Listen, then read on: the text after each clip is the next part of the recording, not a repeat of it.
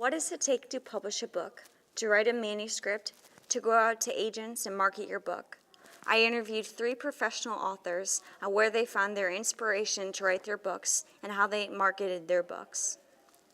The initial idea actually came from a recurring nightmare I was having as I was entering college. There were also like a lot of topics of murder and opinions about abortion going on in the news at the time.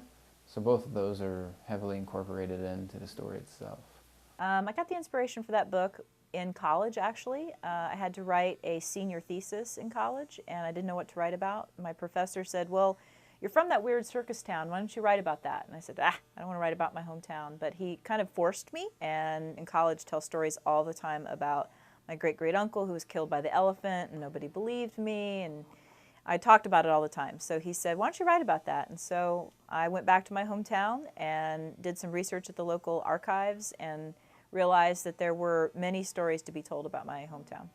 I get a lot of my inspiration just from the people and the events around me.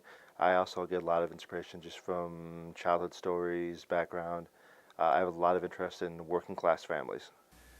Right now I'm using a lot of viral marketing techniques, mainly just things through social media like Facebook or Twitter.